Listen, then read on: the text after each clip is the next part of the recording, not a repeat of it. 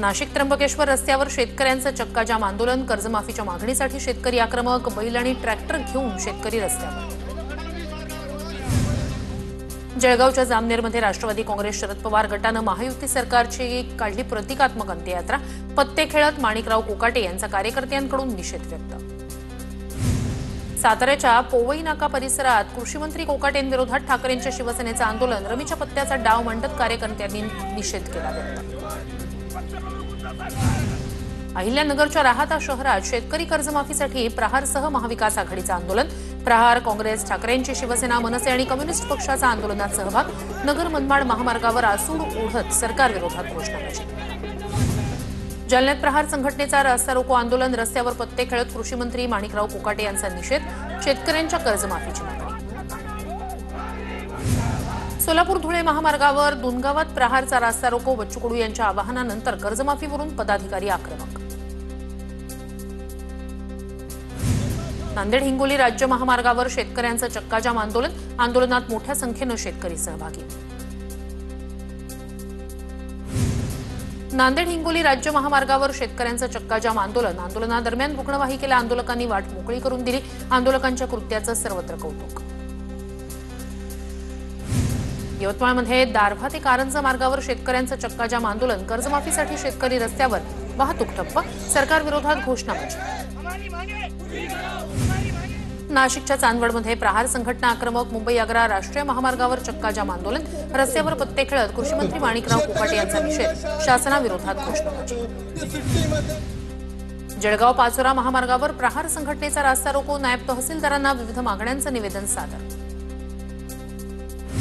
परभणीच्या जिंतूरमध्ये रस्त्याच्या दुरवस्थेविरोधात ग्रामस्थांचं अनोखं आंदोलन, ग्रामस्थांनी रस्त्यावरचा चिखल थेट ट्रॅक्टरच्या सहाय्यानं ग्रामपंचायत कार्यालयात टाकला। चिपळूण रेल्वे स्थानक परिसरात मनसेचं आंदोलन, पार्किंग सुविधेचा ठेका परप्रांतीयाला दिल्यानं मनसे आक्रमक, मनसेचे जिल्हाध्यक्ष संतोष नलावडे यांनी स्टेशन मास्तरांना विचारला जाब। नागपूरमधील ओबीसी मुलींच्या वसतिगृहाच्या सुरक्षेचा प्रश्न ऐरणीवर, ओबीसी क्रांती मोर्चाच्या वतीनं महिला वसतिगृहाची पाहणी, संबंधित समस्या लवकरच सोडवाव्या अन्यथा तीव्र आंदोलनाचा इशारा। सांगलीच्या तांदुळवाडीत जलजीवन मिशन योजनेतील कंत्राटदाराची आत्महत्या, काम पूर्ण करूनही पैसे न मिळाल्यानं उचललं टोकाचं पाऊल, 1,40,00,000ची शासनाकडे थकबाकी। हर्षल पाटीलच्या आत्महत्येनंतर नागपूर कंत्राटदार संघटनेचं निषेध आंदोलन, जिल्हा परिषदेच्या गेटवर निषेध नोंदवत हर्षल पाटील यांना श्रद्धांजली अर्पण। सांगलीच्या तांदुळवाडीत जलजीवन मिशनच्या उद्घाटनाच्या पाठीवर हर्षल पाटील यांचं नाव, या प्रोजेक्टचं उद्घाटन माजी मंत्री जयंत पाटील यांच्या हस्ते। दरम्यान हर्षल पाटील नोंदणीकृत कंत्राटदार नाहीत, गुलाबराव पाटील यांची माहिती कार्यकारी अभियंते संजय येवले यांनी दिली होती माहिती। साताऱ्याच्या किल्ले सज्जनगडावरील गायमुख मंदिरासमोरील पायरी मार्गालगतचा भराव ढासळला, भराव खचल्यानं मंदिराला धोका निर्माण, ऐतिहासिक पायरी मार्गाची तात्काळ दुरुस्ती करण्याची स्थानिकांची मागणी। रायगडच्या माथेरानच्या एकू पॉइंटवरील दरीत अडकलेल्या श्वानाला वाचवण्यात यश, झाडावर अडकून पडलेल्या श्वानाला 3 दिवसांनी बाहेर काढलं। ठाण्यातील शहापूरमध्ये महिलेला प्रसूतीसाठी झोळीतून दवाखान्यात नेण्याची वेळ, भवरवाडा ते वांद्रे गाव असा 1 किलोमीटरचा रस्ताच नाही, लवकरात लवकर रस्ता तयार करावा, आदिवासी बांधवांची मागणी।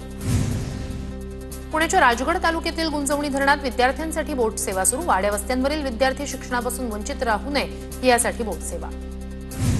बीड जिल्ह्यातील 36 महाविद्यालयांना विद्यापीठाचा दणका, सुविधा नसलेल्या महाविद्यालयांमधील पीजीचे प्रवेश थांबवण्याचे मराठवाडा विद्यापीठाचे आदेश।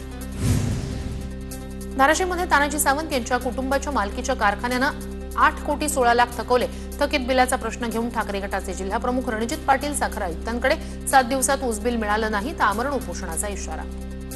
धाराशिवच्या तुळजापूरमध्ये नवरात्र महोत्सवाच्या पार्श्वभूमीवर आढावा बैठक संपन्न, आढावा बैठकीत जिल्हाधिकाऱ्यांकडून तुळजापूरमधील अधिकारी कर्मचाऱ्यांना सूचना। राज्य निवडणूक आयुक्त दिनेश वाघमारे यांकडून नागपूर विभागातील निवडणूक पूर्व तयारीचा आढावा, आगामी निवडणुकीसाठी 1 जुलैची मतदार यादी ग्राह्य धरणार, निवडणुकीची तयारी करण्याच्या निवडणूक आयुक्तांच्या सूचना। जळगावच्या धरणगावमध्ये वाळू चोरट्यांना पकडण्यासाठी तहसीलदारांनी नदीत उडी मारली, नदीत पोहत गेल्याचा तहसीलदार महेंद्र सूर्यवंशी यांचा व्हिडिओ सोशल मीडियावर व्हायरल, सूर्यवंशींच्या कर्तव्यनिष्ठेचं सर्वच स्तरातून कौतुक। पुण्याच्या मुळशीतील तहसील कार्यालयात पूर्णवेळ तहसीलदार नसल्यानं नागरिकांची कामं खोळंबली, तहसील कार्यालयातील अनागोंदी कारभारामुळे नागरिकांचे हाल। जळगावच्या 40 गावातील शासकीय पोलीस वसाहतीची दुरवस्था, शासकीय घरं नसल्यानं पोलीस कर्मचाऱ्यांवर इतरत्र भाड्यानं राहण्याची वेळ, पोलिसांना घरं देण्याची गृह विभागाकडे मागणी. जळगावच्या मुक्ताईनगरमधील कुऱ्हा इथे शासकीय रुग्णालयाची दुरवस्था, इमारत जीर्ण झाल्यानं पावसाळ्यात रुग्णालयाला गळती, स्लॅबचा भाग कोसळत असल्यानं रुग्णांचे हाल. अकोला जिल्ह्यातील बाळापूरमधील ऐतिहासिक किल्ल्याचा एक बुरुज कोसळला. अतिवृष्टीमुळे बुरुज कोसळल्याची माहिती. याआधी सुद्धा दोनदा किल्ल्याचा बुरुज ढासळल्याची माहिती. 2 दिवसापासून पडत असलेल्या पावसामुळे वाशिम जिल्ह्यातील शेती पिकांना जीवनदान. मुसळधार पावसामुळे जलसाठ्यांमध्ये लक्षणीय वाढ. शेलू बाजारजवळील सोनल पाटबंधारे प्रकल्प पूर्ण क्षमतेनं भरला. वाशिम जिल्ह्यात गेल्या 2 दिवसापासून पावसाची संततधार. वारा जहागीरमधील संगमेश्वर लघुसिंचन प्रकल्प 100% भरला. या प्रकल्पामुळे परिसरातील गावाच्या पिण्याच्या पाण्याचा प्रश्न मिटला.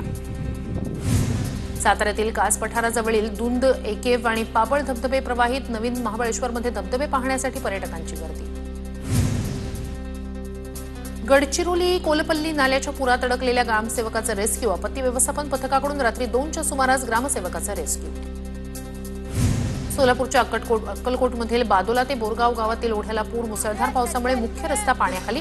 पुलावरून पाणी वाहत असतानाही मुलांना घेऊन नागरिकांचा जीवघेणा प्रवास. जालन्याच्या मंठा तालुक्यात सलग दुसऱ्या दिवशीही पिकं पाण्याखाली. शेतकऱ्यांचं मोठं नुकसान. पंचनामे करून तात्काळ मदत देण्याची शेतकऱ्यांची मागणी. पालघरमध्ये 2 दिवसांच्या विश्रांतीनंतर पावसाचा जोर पुन्हा वाढला. शेतकऱ्यांकडून भात लावणीच्या कामांना वेग. धाराशिव तालुक्यातील उपळा गावात पायलट प्रोजेक्ट सुरू. सोयाबीन उत्पादनात एआयचा वापर. वेदर स्टेशन आणि सॉइल सेन्सरच्या माध्यमातून शेतकऱ्यांना मार्गदर्शन. जालन्यात 4 लाख गारपीटग्रस्त शेतकऱ्यांना 3.25 कोटी रुपयांचं अनुदान मंजूर. नुकसानानंतर 4 महिन्यांनी शासनाची मदत. डीबीटीद्वारे थेट शेतकऱ्यांच्या खात्यात अनुदान जमा होणार. बुलढाण्याच्या लोणारमध्ये 2 दिवसापूर्वी झालेल्या पावसामुळे शेतीचं मोठं नुकसान. शेतकऱ्यांवर दुबार पेरणीचं संकट. शासनाकडे नुकसान भरपाई देण्याची मागणी. उपमुख्यमंत्री एकनाथ शिंदेंनी घेतलं श्री विठ्ठल रुक्मिणी मातेचं दर्शन. संत शिरोमणी नामदेव मठातील पुरस्कार सोहळ्यानंतर शिंदे विठुराया चरणी. छत्रपती संभाजीनगरच्या सार्वजनिक बांधकाम विभागात बोगस भरती घोटाळा. 10 वर्षात बनावट आदेशावर चतुर्थ श्रेणीची 31 पदं भरली. 2 लिपिकांविरोधात गुन्हा दाखल. जळगावच्या 40 गाव इथल्या नॅशनल उर्दू हायस्कूलच्या मुख्याध्यापकांसह 8 शिक्षकांविरोधात फसवणुकीचा गुन्हा दाखल. शासन निर्णयाची खोटी प्रत सादर करत 11.5 लाख रुपये लाटल्याचा प्रकार. नंदुरबार शहरातील रस्ते वाहतूक कोंडी मुक्त होणार. शहरातील बायपास रस्त्यावर सिग्नल यंत्रणा लावली जाणार. सिग्नल यंत्रणेसाठी नंदुरबार नगरपालिकेकडून 50 लाखांचा खर्च. नागपूरच्या अजनी परिसरात मौज मजेसाठी घरफोडी करणाऱ्या 3 आरोपींना पोलिसांकडून अटक. आरोपींकडून 6 दुचाकी आणि 1 4-चाकी वाहन जप्त.